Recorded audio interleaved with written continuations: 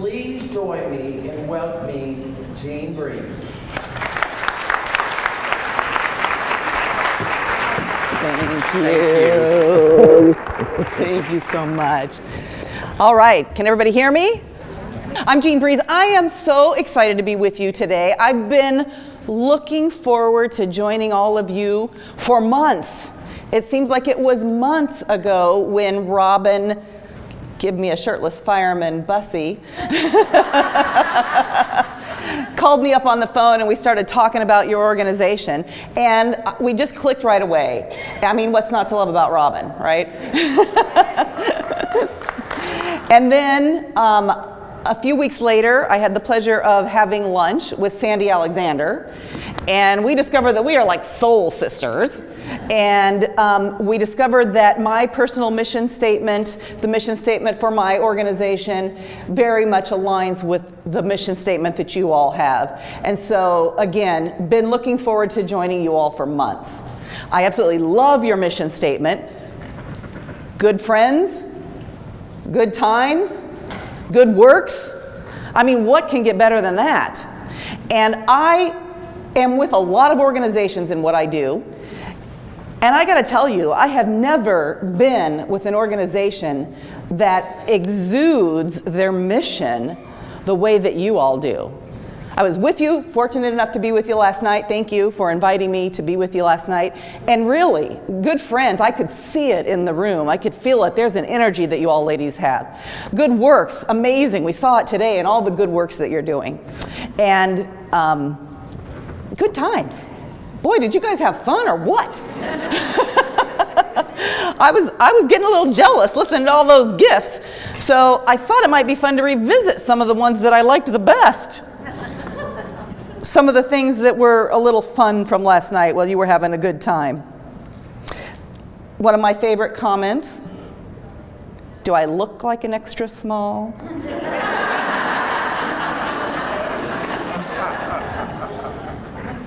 The last thing I wanted is another heart-shaped birthstone necklace. I never give up, but the damn thing died. And one of my favorites, he's not the worst gifter, but he's given me a few crummies. It was super fun last night, and I wanted to share with you my own story of my worst gift because I think you'll enjoy it. I was in high school. I'm the oldest of 4 kids, and I didn't have a big brother. So in high school, I joined the band, and I played the oboe. Woohoo! Yay! I was always meant to stand out. There's not a lot of oboe players, right? So because I was a freshman, but I played the oboe, I was put into the varsity band. And I was like the only freshman in varsity band, so everybody there was older. And of course, when you're in band in high school or in any group, it becomes your family. And we did a lot of really dumb things together. And so I met this guy, Randy, and Randy and I bonded over all the dumb things we did together. And I adopted him as my big brother. So here we are now, over 40 years later. Randy and I are still great friends. He's still my big brother. And one day Randy called me up and he said, I have a gift for you. I'm so excited to give it to you. I'm like, a gift? For what? Why? He's like, I just thought that you should have this, and I have to give it to you. I'm so excited. And I said, yay! I mean, who doesn't like unexpected gifts, right? So Randy comes over, and we're sitting in the car, and it's dark outside, but we're sitting in the front seat of the car, and he says, close your eyes. I said, okay. So I close my eyes, and I'm 14, right? I close my eyes, and I feel Randy putting something over my head. And I can feel it around my neck. And Randy says, open your eyes. And I open my eyes, and I look down. Ah! I mean, I couldn't even scream at first. Randy had got his mother to crochet a necklace. And his dog had recently had puppies. And he thought it would be super fun to take the little amputated puppy tails and string them on the crocheted necklace. I know, right? No offense, men, but sometimes boys are dumb.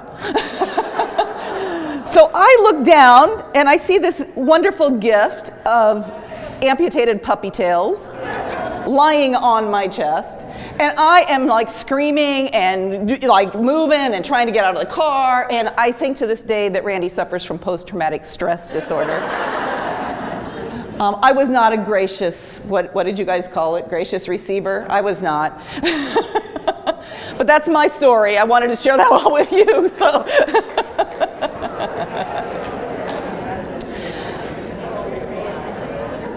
So how many of you in here have ever felt stressed? I know, silly question, right? Or felt tired. So what I want to do today is share with you some 5 superpowers that I've learned over the years.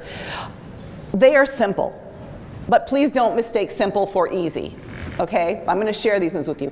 And the other thing I'm going to tell you about the superpowers is we've all been kids. When you hear these superpowers, it's not something that is going to be maybe that you haven't heard before, but it's a reminder. Because think about being a kid. When you need your kids to do something, we have to remind them of the things that they need to do so that they can be better. And that's what we're going to do today, is I'm going to remind you of these moves. You might hear some new things. You might hear a lot of things that you already know, but maybe forgot. Or you might just pick up something that says, you know what? I used to do that and I'm not doing that anymore. So the 5 superpowers, like I said, simple doesn't equal easy. But we're going to talk about that as we go forward. Sound good? Okay. So now you're going, well, who are you and why are you qualified to talk to us? I spent over 25 years in corporate America before I decided to leave, escape the mold, and launch my own business as a female entrepreneur. And during that time, I created and led award-winning sales teams for a Fortune 10 technology firm.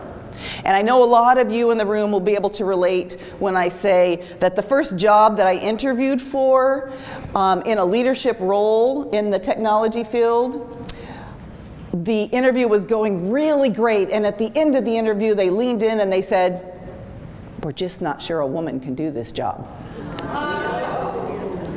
And you know, I said, well, let's find out. And I ended up getting that job, and I had a very successful career doing that job and a few others that they didn't think a woman could do.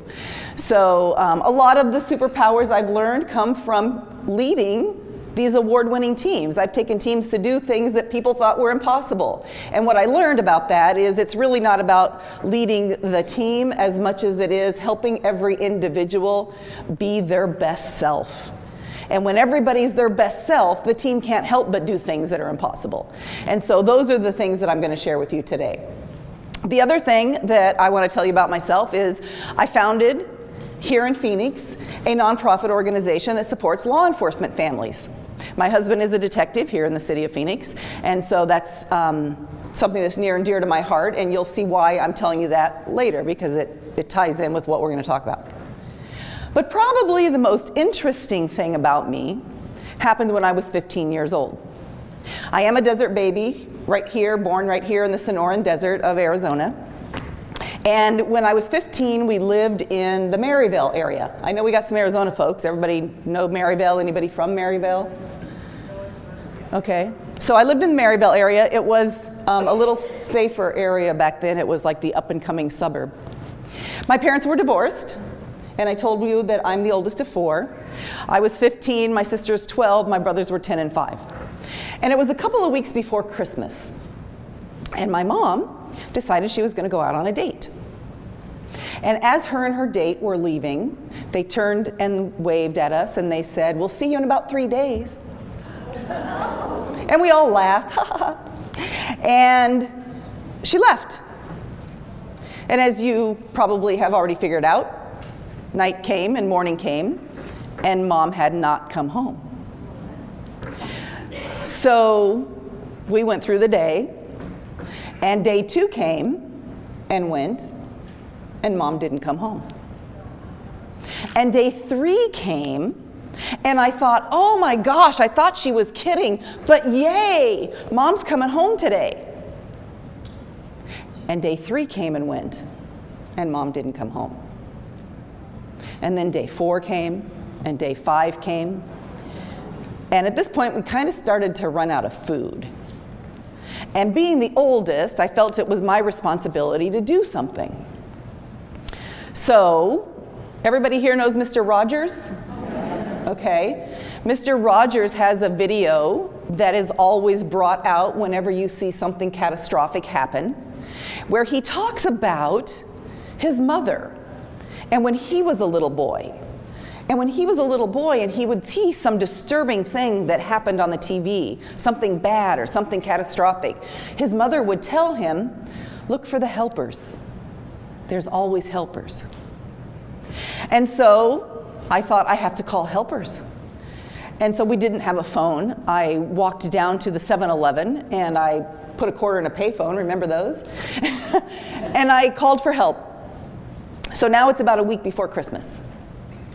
And the social worker comes out, and the first thing that she tells me is, it's a week before Christmas, and all of the resources that are available to help families like yours have already been allocated. There isn't anything left. And so I need you to prepare yourself and your siblings, because they thought it would come better from me, that there won't be a Christmas celebration for your family this year. This was hard to hear, because even at 15, our dad had left us. My mom had just abandoned us. And now Santa's not coming either. And we all know why Santa doesn't come, right? We must be some really bad kids. The second thing that the social worker said to me was, you know, there's 4 kids, and it's a week before Christmas. And it's really hard to find a family that wants to take in 4 kids, and it's going to be impossible the week before Christmas. So I need you to prepare yourself and your siblings for the fact that we're going to have to separate you. Now, if the other news was bad, this was devastating. Everything that we knew to be true in our world had just been blown up. Nothing that we knew to be true existed anymore. The only thing we had left was each other, and now they want to take that away from us too. So that was devastating news. So as you might imagine, I kind of became a little angry. I didn't really have a lot of use for adults. Somehow arrangements were made to keep us together until after Christmas. And it was either on the 23rd or the 24th, I really don't remember which night, but it was one of those 2 nights. And we are at home at the place that we're at, and these cars pull up. And the social worker gets out, and I see her, and of course I retreat to the back. And I am standing there like the Grinch. Don't talk to me, because I want nothing to do with anybody that's an adult. And she comes back to the room and she's like, Jean, please come out, please come out. Nope, I'm not coming out. Well, it seems that the social worker had found a group. I don't know who they were. I don't know, it was a religious group. I don't know what church they were from or what faith they were from, and it really doesn't matter. They heard about us and they wanted to help.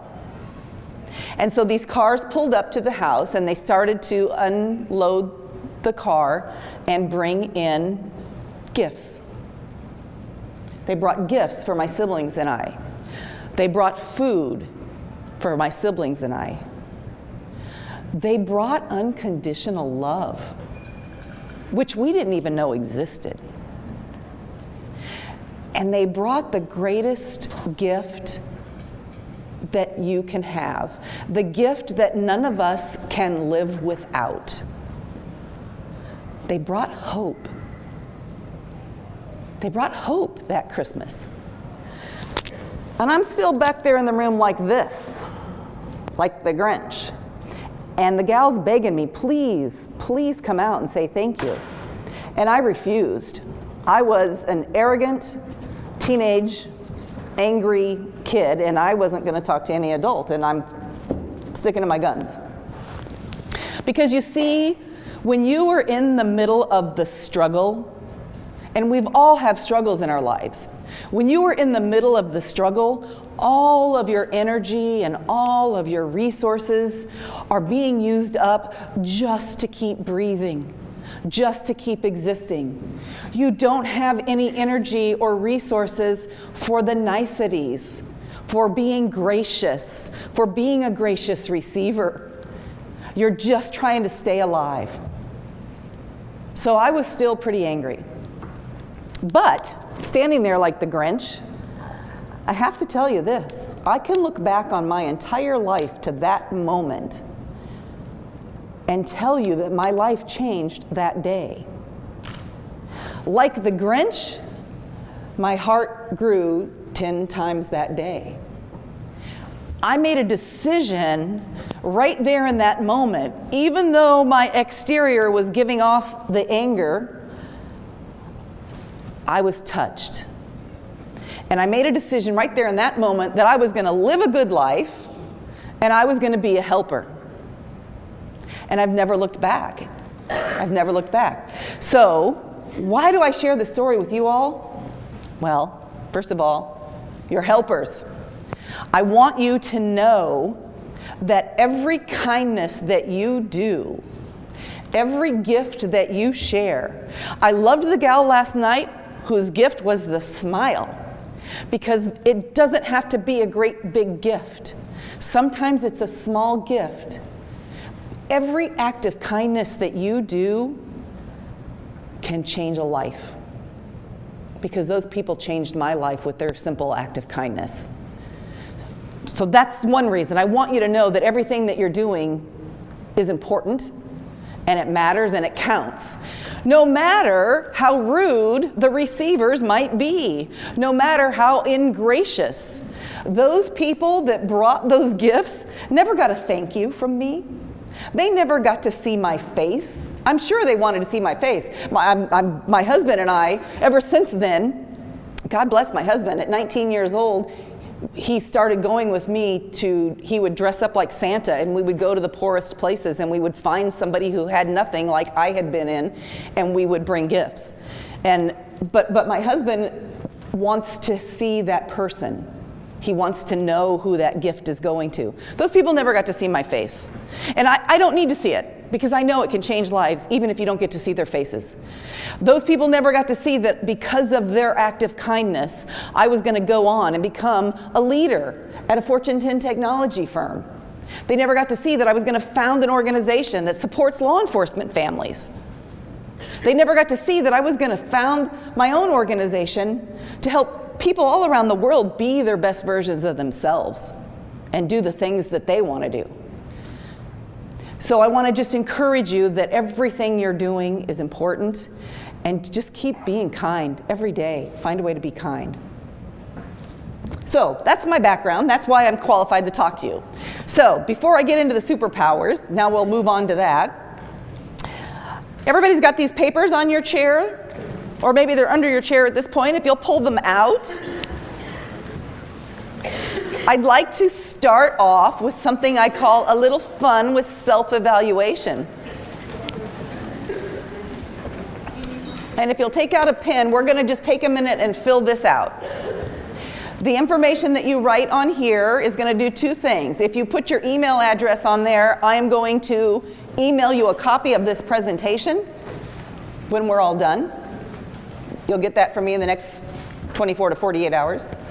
And the other thing I want you to know is that anything that you put on here is not going to be seen by anybody but me. It's just for me. And what I'm going to do is I'm going to create a summary that I'm going to share with your leaders, so that as they plan things for you in the future, we make sure that we give you the things that resonate with you, that have the most value for you. So if you'll just take a minute. So on the form, if you'll just fill out that top as your personal information, the you'll see there's some questions there, and the first question is, I want you to choose between 1 and 10. Rate yourself on your level of fulfillment with where your life is right now. And 1 is, what's fulfillment? And 10 is, man, I am killing it, I love life, and everything's amazing. So where are you on that scale, 1 to 10? Just circle a number.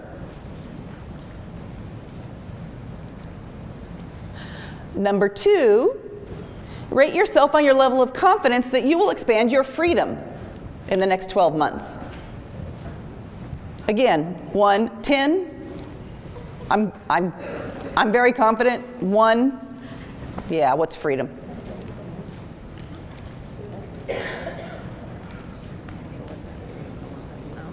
And number 3 is your belief that you have the knowledge and skills to reach your goals in the next 12 months.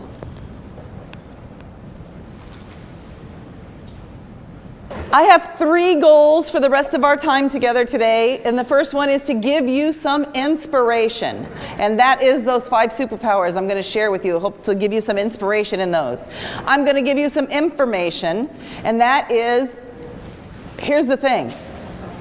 The inspiration doesn't do any good unless you can put it into action. So I'm going to give you some real life practical ideas about how you can put those superpowers into action right now for your own life. So that's the information. Hopefully it leads you to your own transformation, and that's going to be the 4 moves to put these into use in your life. The first superpower, the power of habits. It's a funny picture, but I love it because it really demonstrates the enormous power that habits have in our life. And they can be a great power for good, or they can have consequences we don't necessarily like. And here's the thing, we all have habits, right? Routines, rhythms that we go throughout the day.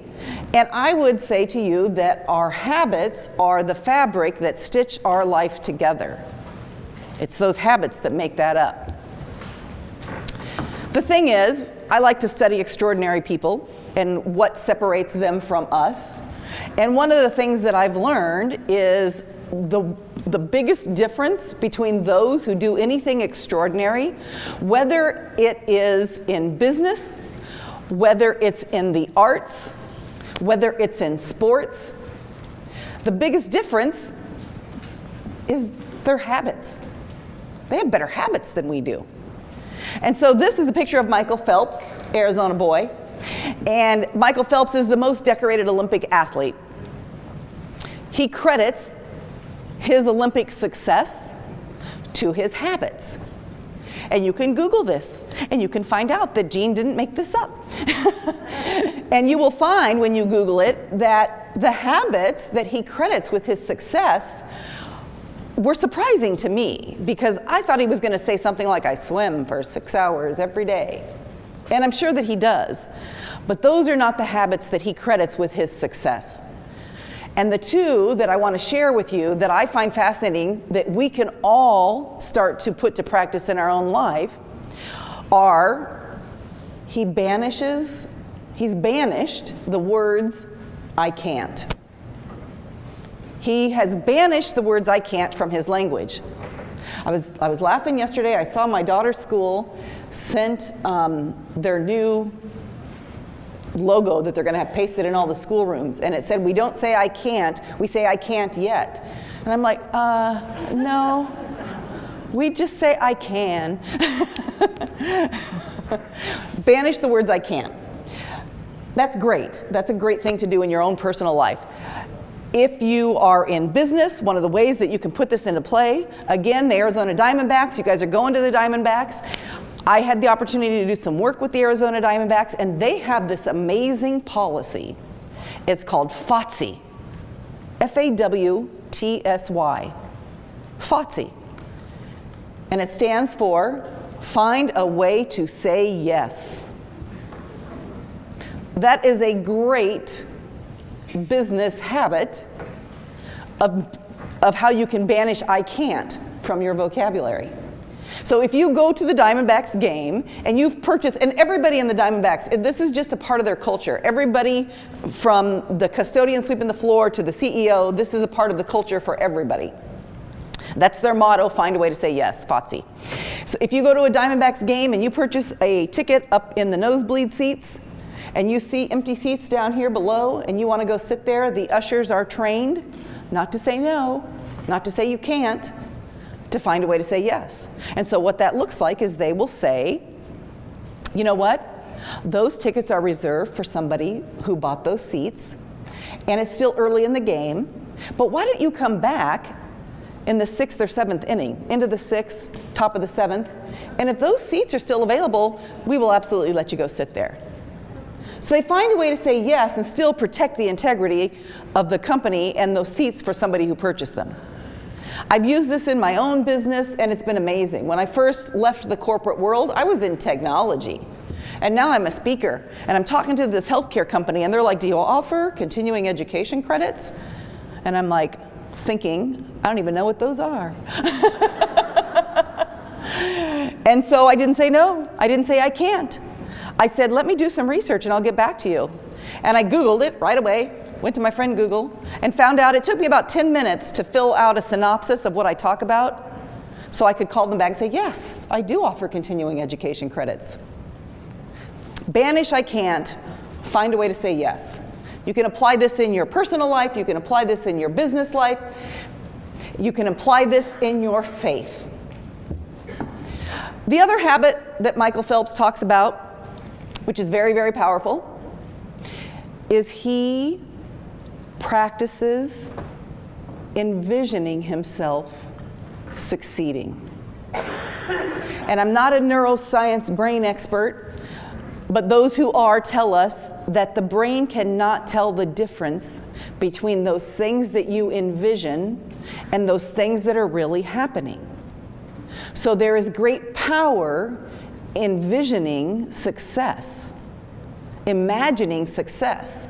And one of the things that I love about women and women audiences, sorry men, is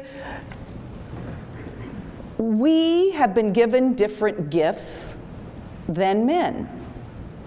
And when I speak to audiences of women, one of the things I want you to know is that our culture here in the United States has not been one that typically values those kinds of gifts that we have innately. Women have great imaginations. This is a great tool for us. Use that natural gift. Use it to become more powerful. Use it to have greater impact in your world. Michael Phelps envisions success. His coach will tell you he does this better than anybody else he knows, and this is one of the things he contributes to his, or attributes to his Olympic success. What he does that's different, he doesn't just envision himself winning, he envisions the obstacles that are likely to come up along the way. And he envisions himself overcoming those obstacles. So we are going to talk a little bit more about that later and how you can use that in your own life. Okay? Let's look at our habits. How do you start your day? Facebook. I heard Facebook. News. Anybody start with email?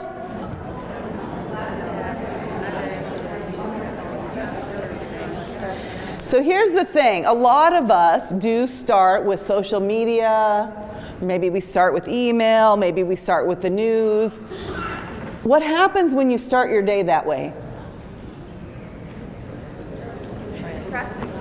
I'm sorry? I can't hear. Depressing. It's depressing, number one. You're setting the tone for your day right there. And number two, if you're starting with email or social media, it's so darn easy to just get sucked right in. And once you get sucked in, you're done.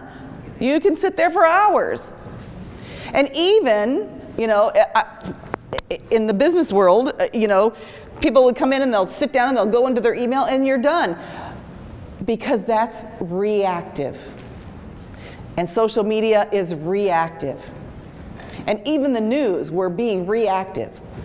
So I would challenge you, what if you had a habit for starting your day in a proactive way? What if the very first thing you did was something proactive? So that rather starting your day in a reactive mode, this is where we start reactive and we just become reactive all day long. And I call that the day controlling us instead of us controlling the day. And at the end of the day, we're tired and we didn't get anything done. Not that we need to get a whole lot done, but what happens when we're reactive is we're reacting to the urgent. You know, every time we get a notification from social media, from email, it's urgent, so we react to it. It's like a ringing phone, we gotta react. Rarely is what's urgent what's important. And the difference is, maybe what's important is I want to sit outside and have a cup of coffee with my neighbor before it gets 102 degrees, which is like 5 a.m. in Phoenix. But if we're thoughtful and we're proactive about what's important, we can put those things on our calendar and be intentional, and we will maybe have more time, maybe be more productive, maybe have more freedom, because we've been proactive instead of reactive. So I'll just challenge you to think about that. The second thing on here is a fitness plan. Here's the thing about fitness plan. We all know we need to have a fitness plan to be healthy, right? But we tend to think of fitness in terms of our physical body. We aren't just a physical body. We are physical and we are spirit. And we have to have a habit that nurtures both. Time after time, when you look at studies of the people who rate themselves the happiest, they have a habit that nurtures their physical and their spirit. And I'm not talking about religion here, but I am talking about nourishing your spirit. Do you have something that renews and energizes you? This is one of those habits that will help you go from stressed to blessed. So whether that is, maybe it is prayer, maybe it's meditation, maybe it's something you read, maybe it's getting out in nature, maybe it's a walk, whatever it is, do you have a habit that nurtures both your physical and your spirit? Sleep habits I can't talk about because I haven't mastered that one, so let's just forget it. Self-talk, we kind of talked a little bit about banishing I can't, but let me ask you this. How do you talk to yourself? I was sitting at happy hour with a friend, and I suddenly remembered that I had forgotten to call somebody else back, and I said out loud, "Oh my gosh, I'm such a horrible friend." And the friend I'm sitting with immediately said, "No, you're not. Don't say that." And it was like a light bulb went off. We need to talk to ourselves like we are our own best friend. We need to talk to ourselves like our sisters would talk to us. They wouldn't let us say bad things about ourselves. So why do we say those bad things about ourselves? Out loud we say them, and in our head we say them probably even more. So how do you talk to yourself? Can you build a habit for giving yourself some positive talk? Time wasters and distractions, we've talked about social media. I'm not going to talk about that anymore. Waiting for the future, I'd like to use my husband as the example for this one. When I met my husband, we were in high school. Boy, his life was going to be so great as soon as he got out of high school. And we got out of high school, and he enrolled in college. And boy, his life was going to be so great when he got out of college. And then he dropped out of college. And his life was going to be so great when he got a job. You see the pattern here? We're always waiting for our life to be better. And we think it's something external. But here's the truth. You know when your life gets better? When you do. Be better now. Be better today. Quit waiting. Quit waiting. And I know, I want to say this because I know I don't want you to think that, you know what, Jean? I'm already retired. That doesn't even apply to me. You know what? I say we don't retire, we refire. We don't retire, we revive. Because you're never too old to be who you were meant to be. And again, I know that all of us in this room grew up in an era where the things, the gifts that we have weren't valued by our society. So we may have stifled them. We may have thought they weren't really gifts. We may have even seen them as faults. Like, when did anybody ever say to you, "Oh my gosh, you're so emotional, yay"?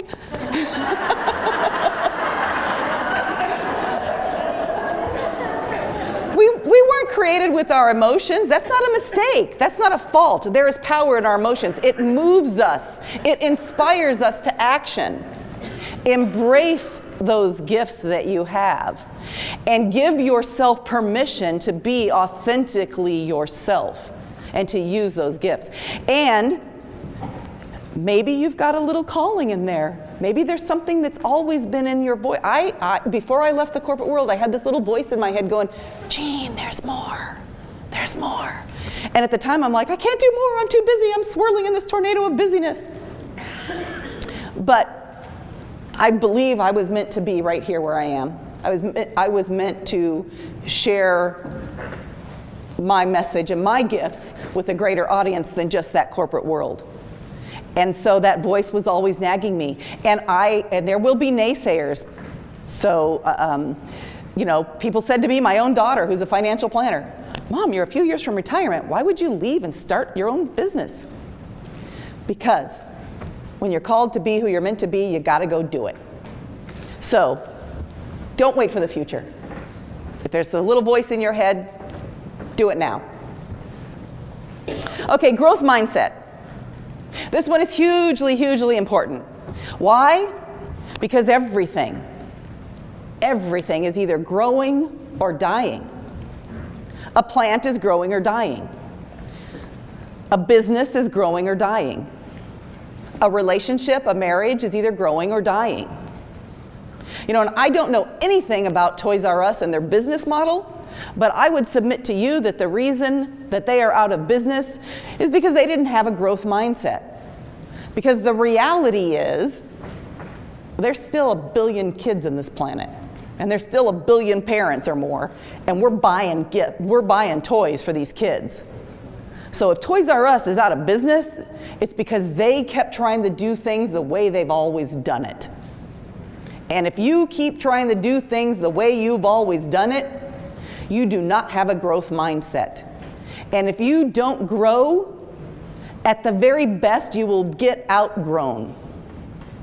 We have to constantly be growing. We have to constantly be evolving. Have a growth mindset.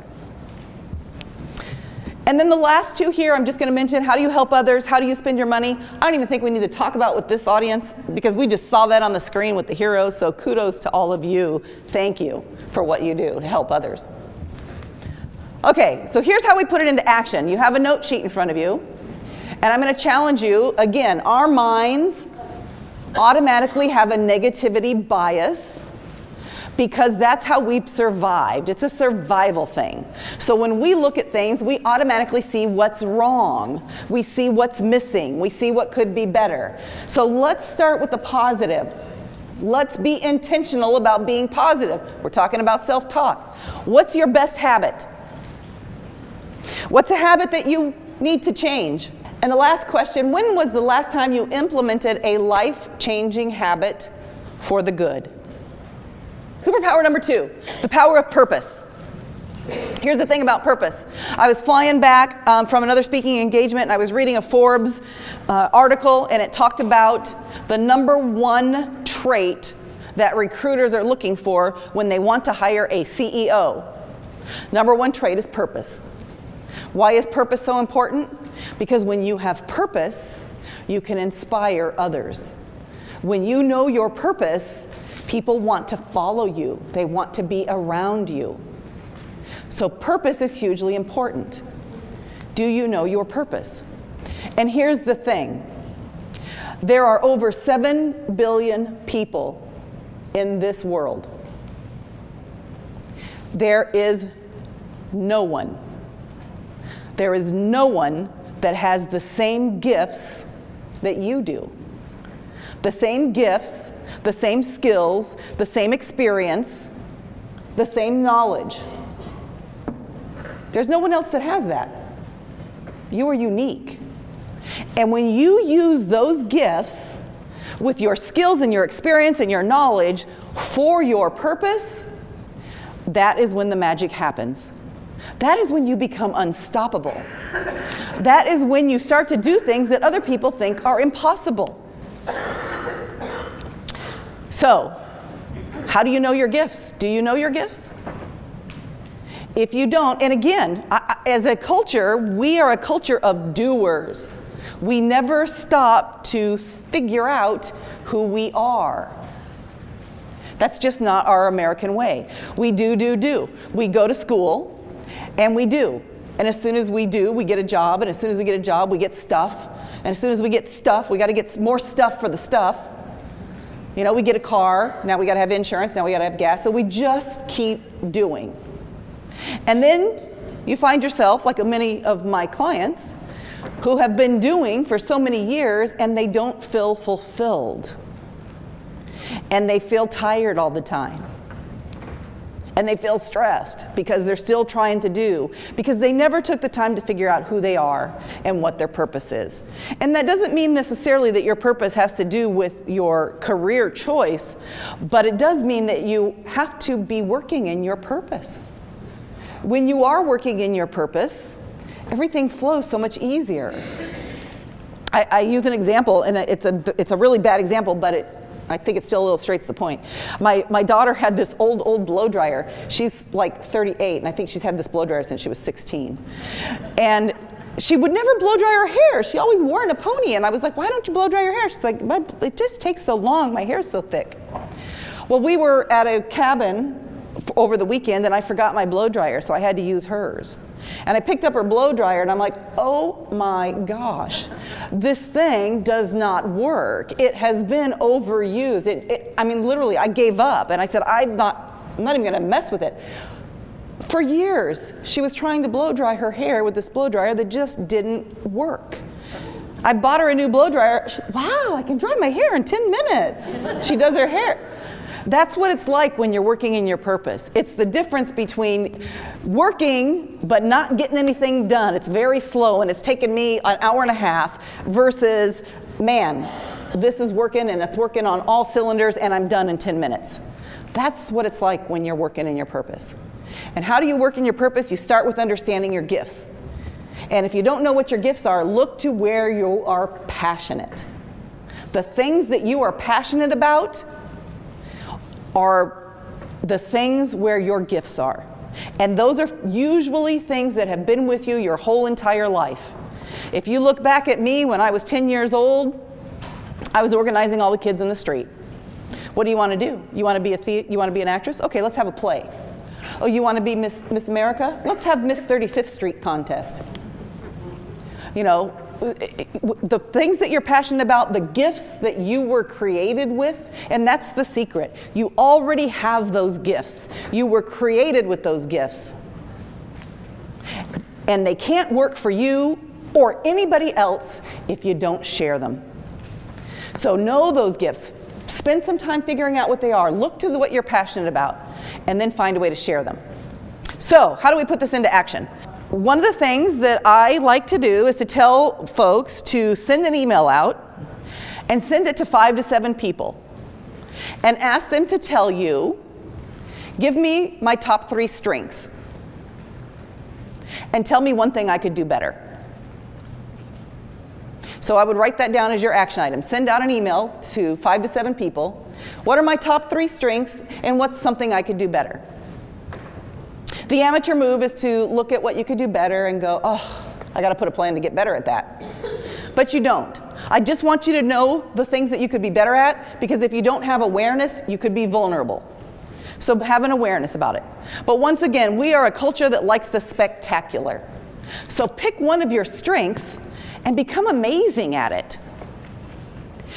First time I did this, I'm leading a sales team of about 150 people. I got 10 sales managers that work for me, and I'm responsible for the P&L statement. I'm responsible for delivering sales results.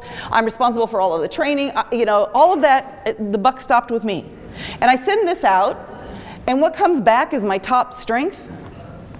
She cares. She cares. And I am like angry because it's like, how do I put that on a resume? But again, ladies, that's why I was successful, because people knew I cared.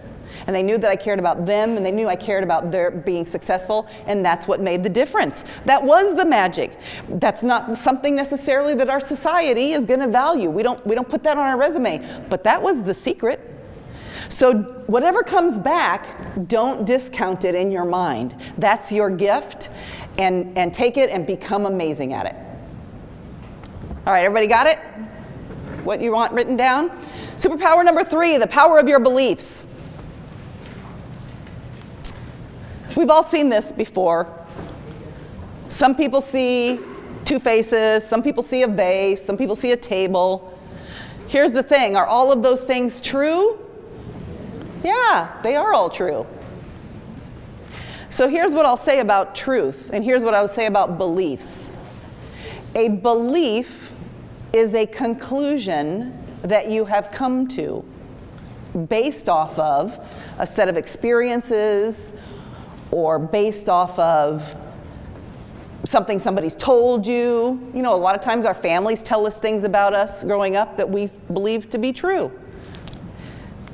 So I think there are a couple of kinds of truth. There is truth with a lowercase t, and there is truth with a capital T. There is an absolute truth. So, for example, I might be a struggling college student, and I'm struggling financially. That's true. That is true. But that is a lowercase t, because that is not the absolute truth about me. You know, it's true about me that I was homeless, that I was abandoned, but that is not the absolute truth about me. I could get hung up in those truths and get stuck on, nobody wants me, or I can find the absolute truth about who I am. And we all have those limiting beliefs, right? But here's what I want you to know. It may have been true in a season. That doesn't mean it's true in this season. We go through seasons in our life.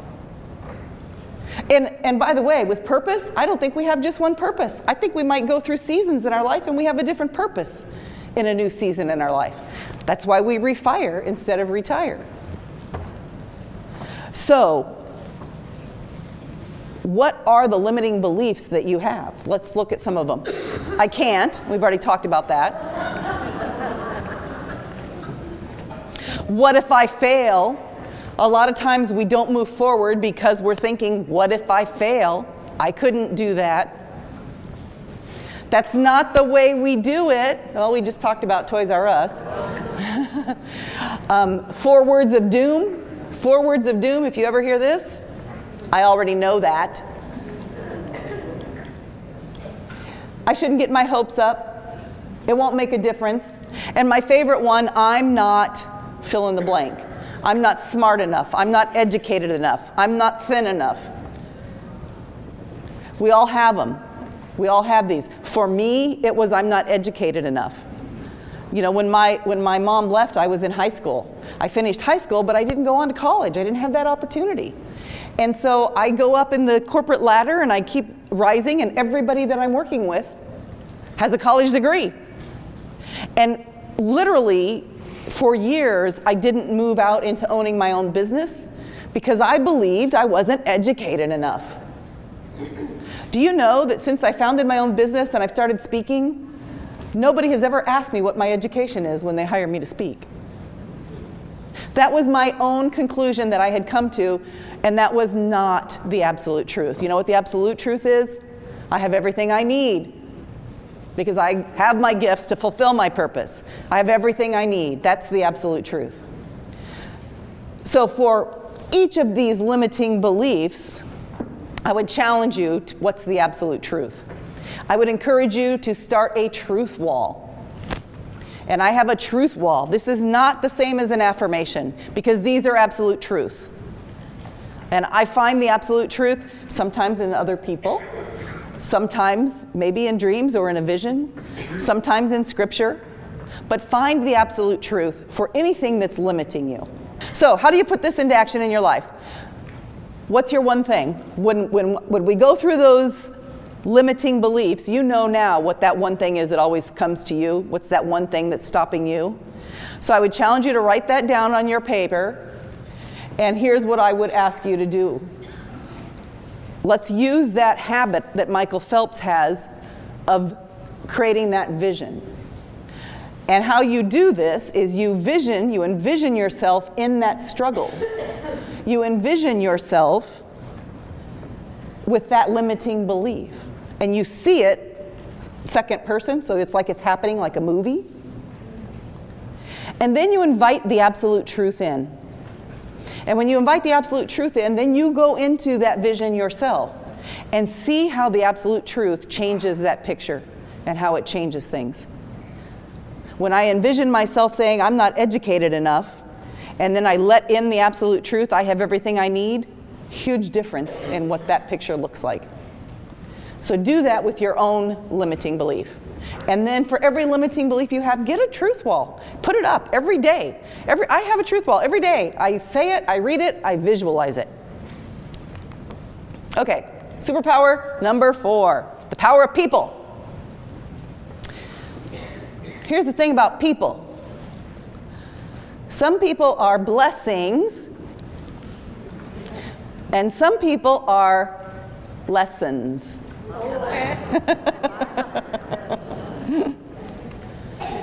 There's a lot of power in people. You will rise and fall to the level of your relationships. You will rise and fall to the level of your relationships. That's why this organization is so successful, because you have good friends. You start with that foundation. You've chosen to align yourselves with people that share the same values. And here's the thing. Anytime you're going to do anything that's new, you might need people that are new. If you're going to try to do something that's new, there are going to be naysayers. First time I tried to do something impossible was take a team. I was working for AT&T, and we were talking last night. There was, I don't know where she is. Her husband worked for Mountain Bell here in Arizona, and so did I. And you used to pay for long distance calls. And over the years, those prices started going down and down and down. Now we don't. Who pays for long distance calls? Well, I was selling businesses long distance services. And so every year, the revenues were declining. Well, that's not really a sustainable business model. So my team was number 1 in the United States, but we had declining revenue. And I'm like, this is great, but we're queen of the pigs here. So, we have to figure out how to turn this around, or we're not going to have jobs next year. And so we had the skill set to do what we've always done. But if we were going to turn that around, we had to do something different. So I had to go find people that had that skill set. And I didn't want to change my team, but I was able to bring people in that had the skill set that we needed so that we could turn that around. And there will be naysayers. The rest of the people that I worked with were angry. They were angry at me. They were angry at my team. That's not the way we do it. Literally, that's what they said to me. That is not the way we do it. That is not our core business. Well, if we'd have stuck to our core business, we'd be out of business. At the end of the year, we set ourselves a great big goal, and I'm a huge believer in dream big and make it happen. And the reason that you dream big is when you dream so big, we set a goal 10 times what we thought we could do. And when you dream that big, you have to think differently. It forces you to think differently. So as you are looking at how you're going to grow your own organization, set big, huge goals, because it will force you to think differently. So we did, and we ended the year. We didn't hit our big 10% goal, 10% growth goal. We'd been -3 and we were number 1. We set a 10% growth goal, but you know what? We hit 5% growth. And there was not another team in the nation that hit a growth goal. And so what happened, do you think? Besides, my team made a lot of money, so who cared about the naysayers? They flew us all around to train everybody else how to do it. And now everybody was doing it. And my point in this whole story is, 1, the people that you surround yourself matter. And if you want to do something you've never done, if you've got that little voice calling you, there's probably a naysayer trying to stop you. And so you might need to examine your circle. It doesn't mean they're a bad person. But you might need to examine your circle and find somebody who's going to be your woohoo crowd and cheer and support you. Because it makes all the difference. These studies have shown, they did this study here, people climbing a mountain, and your blood pressure, your stress levels, all of that is reduced just having a friend by your side. Just having a friend by your side. So examine your circle. Do you have the right people in your circle? And I say, if you hang out with chickens, you're going to cluck, and if you hang out with eagles, you're going to fly. It doesn't mean chickens are bad or eagles are bad. When I left the corporate world to launch my own business, everybody I hung out with was professionals in the corporate world. They were great people doing great things, but they weren't women entrepreneurs. I needed to hang out with other women entrepreneurs. When my oldest child was 4 years old was the first time that my husband and I experienced somebody that he worked with getting killed in the line of duty. And it was extremely difficult on our family. And my 4-year-old said to me, "Is my daddy going to get killed too?" And I didn't even know how to answer that question. What do you say? You can't say no, because it might happen, right? And you can't say yes, because it might not happen. So I didn't even know what to say. And so I thought, there's got to be somebody. I'm not the first mother that's ever been asked this question. Somebody's figured out a really smart answer. I got to go find those people that know that answer. And there wasn't an organization, so I had to found an organization for law enforcement families. So find your woohoo crowd. You guys have each other, but individually, if you're refiring, if you're reviving, and you want to do something you've never done, find somebody that wants to be a woohoo crowd with you and support you. Because we aren't meant to do it alone. You need somebody that's going to challenge you when you're off the path. You need somebody that's going to push you when you want to stop. Sometimes I show this little video of this marathon race, and this gal's running, and this little 17-year-old gal is next to her. This woman is on track to finish the marathon in the record time. She's number 1, and she falls, and she can't get up. And this little 17-year-old girl stops and picks her up, and she falls multiple times, and this gal keeps encouraging her. And what would happen if the gal was standing there going, "What were you thinking?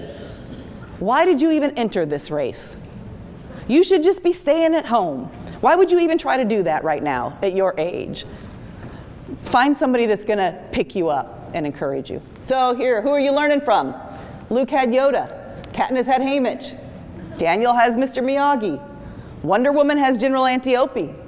And even the Kung Fu Panda had that little white thing. Who are you learning from? Get a mentor. I can't stress that enough. So here's how you put this into action. The action item here is, who do you want to meet? Who do you need to add to your circle? Maybe you don't know a name yet, but is there somebody that you need to add to your circle to do something that you want to do? Or is there somebody in your circle that's a naysayer that maybe you need to create a little distance from now? The last superpower is the power of action. Because here's the thing. All of these superpowers are great, but nothing works unless you do. So we have to move them into action for them to have any impact in our lives. Why do you think that studies tell us that when you come to an event like this, and you hear all these things, and you go out and you're really excited, and then you get back home on Monday, and what happens?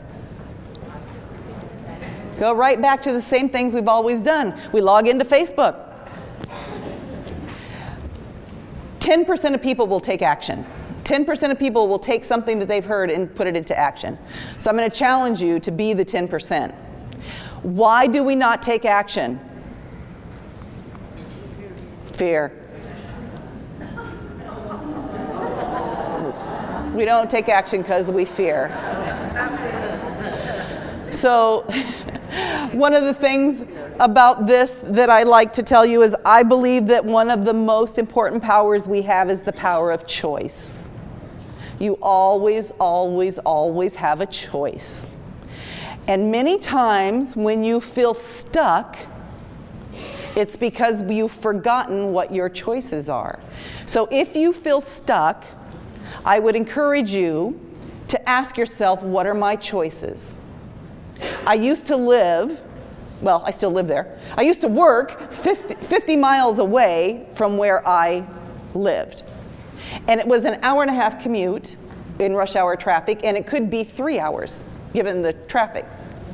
And people would say to me, "Oh man, that's so horrible." And I never let myself complain about that. You know why? Because I chose where I lived and I loved it. And I chose where I worked. And at the time I loved that.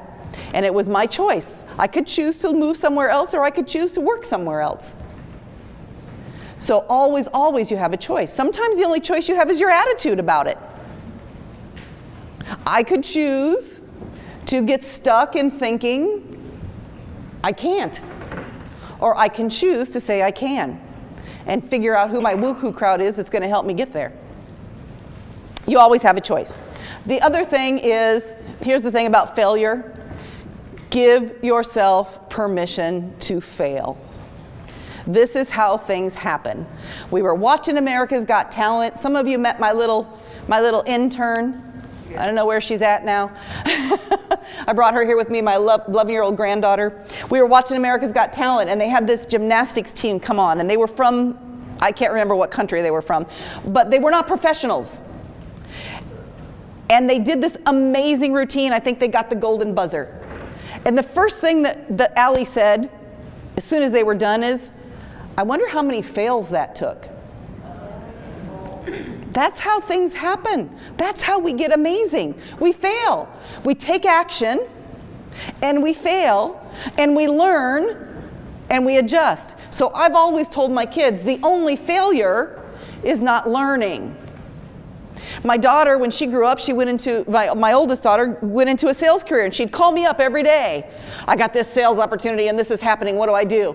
And I would tell her, and then she'd call me the next day, and she'd have something different. And she'd call me the next day, and she had something different. And one day she said to me, "Mom, how do you know all this?" And I said, "I failed at every single thing you're asking me."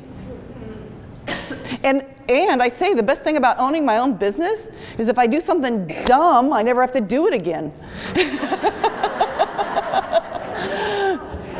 So failure is not a bad word. Failure means we're making progress. If you aren't failing, you're not taking enough risks. So give yourself permission to fail. Just make sure you learn from it. Okay, so here's the 4 steps. How do you put these all into action? You have to believe, first of all, you have to believe that you're worthy. You have to believe that you have these gifts. You must be deliberate, be intentional. You must strategically plan your time. We can get sucked in, or we can be intentional and plan what are the important things and make sure we have time to do them. And you must have a mentor. Here's the 5 superpowers. You can remember them by HAPPY. It's habits, action, purpose, people, and your beliefs. Okay, so to help you be the 10%, we can all be the 10%. To help you be the 10%, you've heard a lot of different things. I'd like you to take one of the things that most resonated with you and commit to take action in the next 24 hours. So pick one of those things and write down what you're going to commit to. If you need an buddy to hold you accountable, you can text me. My information's on there. I'd be happy to help you be accountable. Put it on your calendar, because if you say you're going to do it, that's great, and you might even dream about doing it. But when you put it on your calendar, it's real. It's on my calendar now. I got to do it. So commit to one goal, put it on your calendar, and act on it within 24 hours. And the reason for that, again, it's another psychological thing. I don't even know why, but once you put one of these things into action, the ball will start rolling, and it will be easier to put others in action. Okay, the 3 things: inspiration, information, transformation. Did we do this? Okay, rip off your notes sheet, keep that, because you need to take that with you. That's for you to keep. I want to keep us going here. I've got a little clip here I want you to watch. How many of you watch Grey's Anatomy? Hopefully it's going to work. It's a little clip from Grey's Anatomy. I never got to say thank you to the helpers that showed up for my family and I.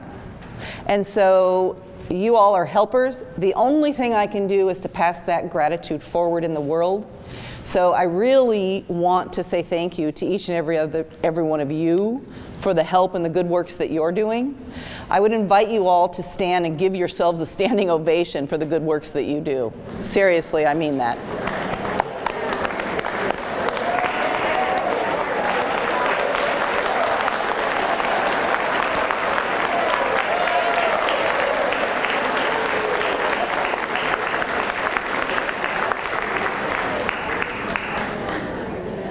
And there's the Grey's Anatomy. It's really been my honor to be with you all. I want to leave you with this clip. You might want to stay standing because I want to invite you all to do this.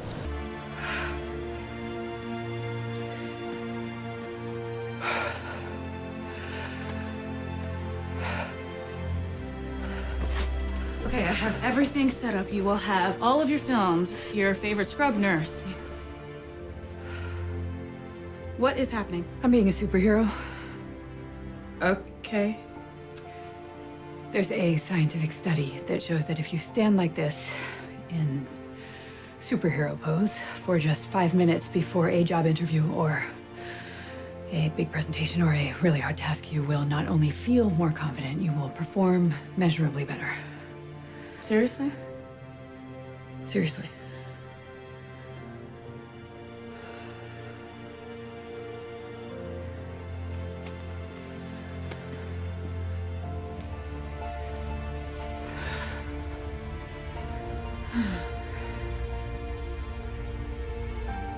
You feel it? We're superheroes. We are superheroes. Hold up your head and enter the arena and face the enemy. This is true. Science has proven that when you assume a superpower pose, so if you will all do that, feet apart, hands on your hips, waist, whatever it is, chest up, chin up. And when you assume this pose, even just for a couple of minutes, before anything that's difficult, before an interview, before a test, before anything that you want to accomplish, science has proven it gives you more confidence and you will score better and do better. So you are all superheroes for what you do. Use your superpower pose. Thank you.